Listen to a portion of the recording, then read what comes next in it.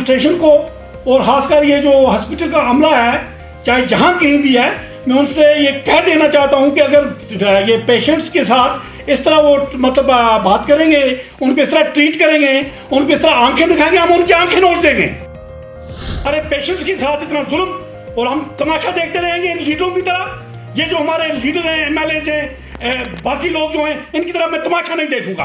अगर हमारे पेशेंट्स के साथ इस तरह जुल्म होगा, चाहे वो एडमिनिस्ट्रेटर होगा या वो कोई दूसरा कोई बंदा होगा, तो हम माफ नहीं करेंगे। तो इनकी वहीं से पोस्टिंग हो जाती है कि इनको रिलीव होने की जरूरत नहीं पड़ती है। ऐसी गुंडागर्दी चल रही है हमारे हेल्थ डिपार्टमेंट के अंदर। हेल्थ मिनिस्टर को ये इस पे गौर करनी चाहिए और इस पे सोचना चाहिए, या हेल्थ मिनिस्ट्री छोड़ देनी चाहिए। बिस्मिल्लाहिर्रहमानिर्रहीम। देखिए जी, ये जो कल हादसा हुआ, एक्सीडेंट हुआ, इंतहाई दुख हुआ। अलबत्ता उससे भी ज़्यादा दुख इस बात का हुआ कि ये जो हमारे ज़ख्मी लोग जो थे, जब इनको जीएमसी हंदवाड़ा में लिया गया तो वहाँ पे इनके साथ इतनी नाइंसाफ़ी हुई, इतनी हुई कि लफ्ज़ों में बयान नहीं की जा सकती। आप देखिए कि 4 लोग सीरियसली ये इंजर्ड थे और इनके साथ वो सुतीली माँ वाला सलूक भी नहीं हुआ, हैवानों वाला सलूक हुआ। और इनको वहाँ से एम्बुलेंस नहीं मिली कि इनको वहाँ श्रीनगर शिफ्ट किया जाए, उधर रेफ़र किया जाए। तो इससे बड़ी नाइंसाफ़ी क्या हो सकती है। तो मैं जो हमारी सरकार है, ये बैसाखियों वाली सरकार, मैं बार बार इनसे ये रिक्वेस्ट कर चुका हूँ कि खुदारा आप अगर नहीं चला सकते हो ये सरकार, तो आप छोड़ दीजिए ये। आप देखिए कि 4 आदमी मौत और हयात की कश्मकश में हैं और इनको ये जो मुलाजिम लोग हैं, वहाँ का जो अमला है हॉस्पिटल का, उनको टच से मस नहीं हो रही है। कितनी बड़ी बदबख्ती है। और वहाँ हमारे वो लोग जो उनके साथ थे अटेंडेंट, वो बेचारे चला रहे थे, रो रहे थे, वो गिरियाजारी कर रहे थे और उनकी कोई बात सुनने को तैयार नहीं था। वहाँ डॉक्टर्स नहीं थे, वहाँ पे उन्होंने एम्बुलेंस नहीं दी, उनको वहाँ पे इंसान समझा ही नहीं गया।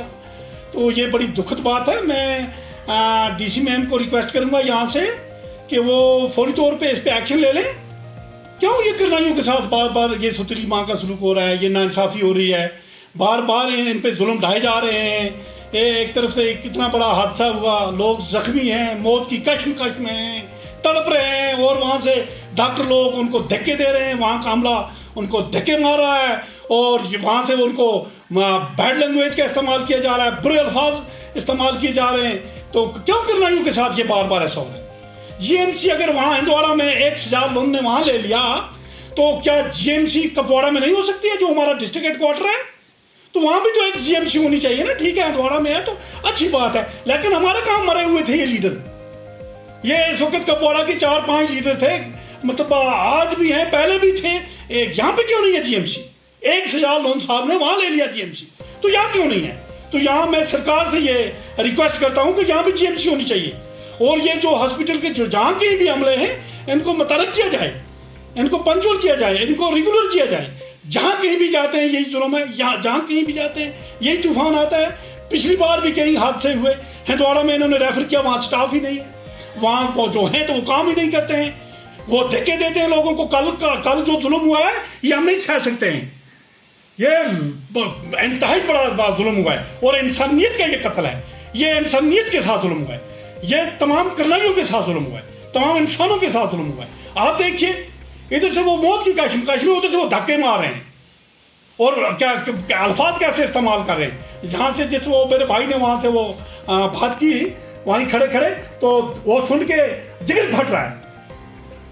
तो ये जो आपने कहा कि ये हमारे एमएलए साहब या हमारे दूसरे जो उनके प्राइवेट सेक्रेटरी हैं, एक नई पोस्ट उन्होंने क्रिएट की है, तो बड़ी अच्छी बात है। लेकिन ये बातों से काम नहीं चलता है, बातें करने से नहीं चलता है, एक्शन लेने से चलता है। बंदा होना चाहिए, जो भी लीडर हो या जो भी एडमिनिस्ट्रेटर हो, वो एक्शनिस्ट होना चाहिए, टाकिस्ट नहीं होना चाहिए। ये टाकिस्ट हैं, वो भी कभी कभी ये बातें स्टेटमेंट्स जारी करते हैं, तो जब इनके अपने आप पे आ जाएगी कभी तो ये आफत, उस वक्त ये इनको मालूम होगा कि हाँ ये कितनी बड़ी आफत है। तो ये बातें करने से नहीं चलता है। एमएलए साहब को चाहिए हमारे बाकी जो रिप्रेजेंटेटिव्स हैं कुपवाड़ा के, उनको चाहिए कि वो फौरी तौर पे इस पे वो एक्शन लें।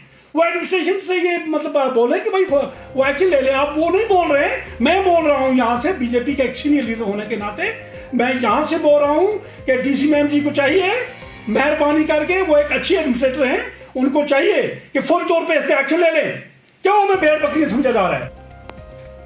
तो ये देखिए आप कि मैं आपको आपके माध्यम से मैं बिल्कुल एडमिनिस्ट्रेशन को और खासकर ये जो हॉस्पिटल का अमला है, चाहे जहाँ कहीं भी है, मैं उनसे ये कह देना चाहता हूँ कि अगर ये पेशेंट्स के साथ इस तरह वो मतलब बात करेंगे, उनको इस तरह ट्रीट करेंगे, उनको इस तरह आंखें दिखाएंगे, हम उनकी आंखें नोच देंगे। ये बात, ये क्लियर सी बात है, हम सड़कों पे आएंगे, हमें पर जीने का कोई हक नहीं है। हमारे पेशेंट्स के साथ इतना जुल्म और हम तमाशा देखते रहेंगे इन लीडरों की तरह। ये जो हमारे लीडर हैं, एमएलए हैं, बाकी लोग जो हैं, इनकी तरफ मैं तमाशा नहीं देखूंगा। अगर हमारे पेशेंट्स के साथ इस तरह जुल्म होगा, चाहे वो एडमिनिस्ट्रेटर होगा या वो कोई दूसरा कोई बंदा होगा, तो हम माफ नहीं करेंगे। खासकर ये हॉस्पिटल वाले, ये जब वहाँ पे होते हैं हॉस्पिटल में, तो ये पेशेंट्स लोगों को देके देते हैं। और कल की ये वारदात देखकर, कल का इनका ये जो बिहेवियर हमने देखा, तो ये कंडक्ट जो उनका देखा, इससे हमारा खून खोल रहा है। हम ये बर्दाश्त नहीं करेंगे। ये अगर आपकी बार ऐसा हुआ कभी भी फ्यूचर में, तो हम लोग सड़कों पे आएंगे, हम हॉस्पिटलों को ताले लगाएंगे। फिर इसका मतलब है हमें जीने का कोई हक ही नहीं है। पहले तो मैं वो क्लियर कर दूं आपको कि आपके माध्यम से मैं डीसी मैम को क्लियर करना चाहता हूं, उनको रिक्वेस्ट करना चाहता हूं यहाँ से, और गवर्नर इंतजामिया को रिक्वेस्ट करना चाहता हूं, और इनकी जो ये हेल्थ मिनिस्टर है उसको कहना चाहता हूं कि वो छोड़ दें, वो मिनिस्ट्री छोड़ दें। उनसे नहीं चल पा रहा है ये, ना ही उनके उमर अब्दुल्ला साहब से चल पा रहा है, ना उनसे चल पा रहा है। ये कठपुतले लोग हैं। ये बराए मेहरबानी में हाथ जोड़ के कहता हूँ, दुनिया कहती है इनको, पूरी आवाम कहती है कि जेएनके की, कि ये छोड़ दे, ये रिजाइन दे दे, ये डिसॉल्व करें असेंबली को, क्योंकि ये इनसे चल भी नहीं पा रहा है। अब सिस्टम खराब हो गया है, पूरा सिस्टम खराब हो गया है। इससे बेहतर था गवर्नर राज, ये बराए मेहरबानी करके इसको छोड़ दे। अगर छोड़ते नहीं है तो कोशिश करें ये अपने आप को सुधारने की और ये काम करवाने की। आप देखें सिस्टम पूरा खराब है। हॉस्पिटल्स में जाओ तो वहाँ कुछ काम नहीं हो रहा है। एजुकेशन डिपार्टमेंट के जो अदारे हैं वहाँ जाओ तो वहाँ स्टाफ की कमी। जहाँ कहीं भी जाओ पूरा सिस्टम A to Z खराब किया है इन्होंने। ये अब्दुल्ला सरकार ने, ये उमर सरकार ने खराब कर दिया है, लोगों को खराब कर दिया, सिस्टम खराब कर दिया, बर्बाद कर दिया, हम लोगों को जुल्म का शिकार बना दिया। हम पे जुल्म ढाए जा रहे हैं, ये मुजालिम हम पे तसल्लुत हुए हैं। ये बराए मेहरबानी छोड़ दें, सरकार डिसॉल्व कर दें, हम फिर से इलेक्शन करेंगे, या इससे बेहतर है गवर्नर राज, उसमें सब कुछ होता था, ये जुल्म नहीं ढाए जाते थे। तो बाकी मैं उनसे ये रिक्वेस्ट करता हूँ गवर्नर इंतजामिया से कि वो फौरी तौर पे इस पे एक्शन ले ले, फौरी तौर पे, और डीसी मैम फौरी तौर पे इस पे एक्शन ले ले।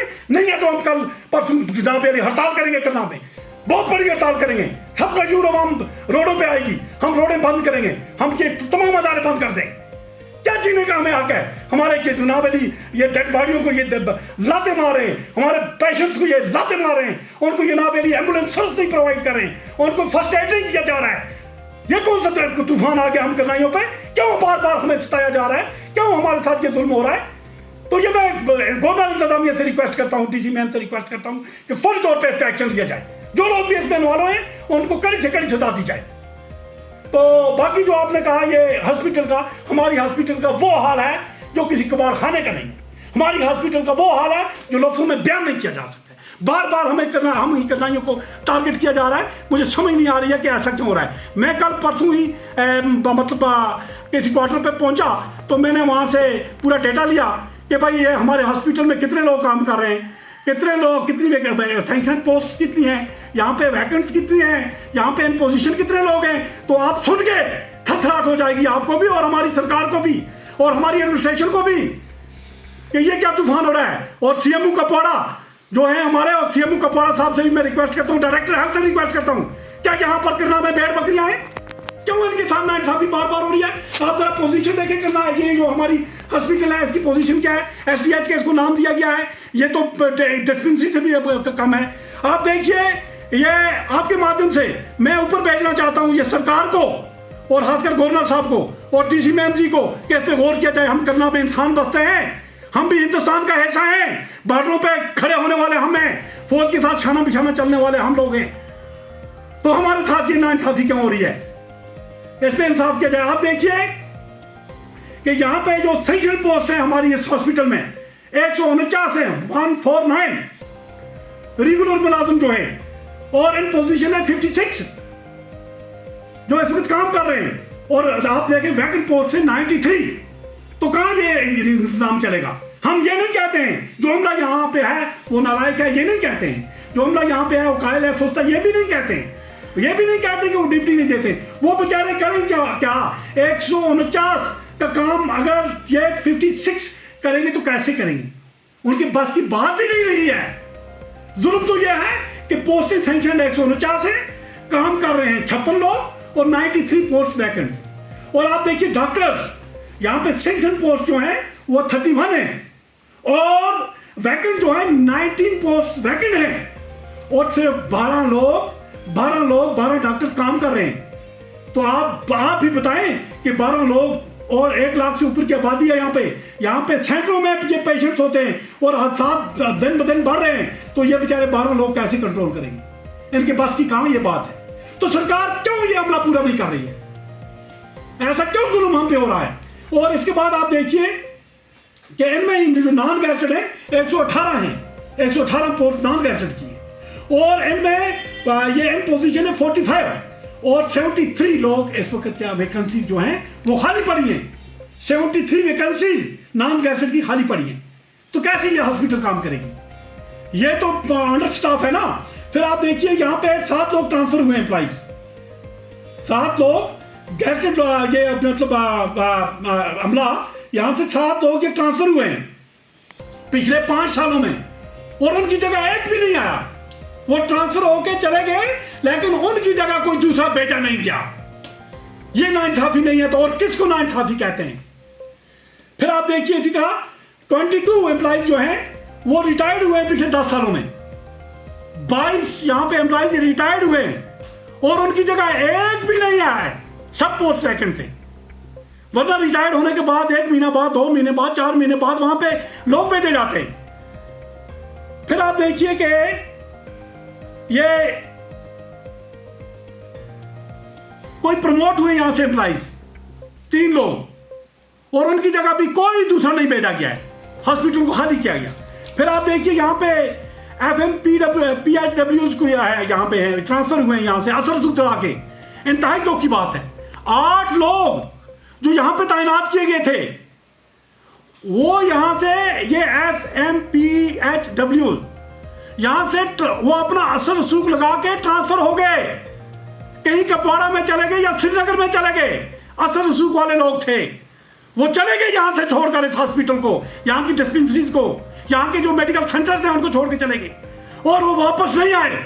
और कहां से गए, कैसे गए, ये भी यहाँ के अमले को भी पता नहीं है, यहाँ के BMO साहब को भी पता नहीं होगा ये लोग आए कैसे, चले कैसे गए। और जब इनकी ट्रांसफर होती है तो इनकी वहीं से पोस्टिंग हो जाती है कि इनको रिलीव होने की जरूरत नहीं पड़ती है। ऐसी गुंडागर्दी चल रही है हमारे हेल्थ डिपार्टमेंट के अंदर। हेल्थ मिनिस्टर को ये इस पर गौर करनी चाहिए और इस पर सोचना चाहिए या हेल्थ मिनिस्ट्री छोड़ देनी चाहिए। और ये NHF एम्प्लॉइज जो है तो ये बेचारे कोई मतलब दुनिया खानी को छोड़ के चले गए हैं, उनकी जगह भी खाली पड़ी है। एक हमारा भाई तो कल परसों ही चला गया। तो ये हमारे हॉस्पिटल का हाल है। तो किस तरह ये हॉस्पिटल चलेगी? अमला ठीक है, जो है वो ठीक है, वो काम कर रहे हैं लेकिन उनके बस की बात नहीं है। हम सरकार से ये रिक्वेस्ट कर रहे हैं कि हमारी हॉस्पिटल में अमला भेजा जाए, स्टाफ भेजा जाए। वो नहीं है तो हॉस्पिटल को बंद किया जाए। हमें नहीं जरूरत है, हम इसी तरह तड़प तड़प के मरेंगे। हम यही सोचेंगे कि हम बेसहारा हैं, यहाँ की सरकार नहीं है, ये उम्र सरकार तो है ही नहीं, लेकिन हम ये सोचेंगे कि शायद गवर्नर इंतजामिया भी नहीं है। हम ये समझेंगे।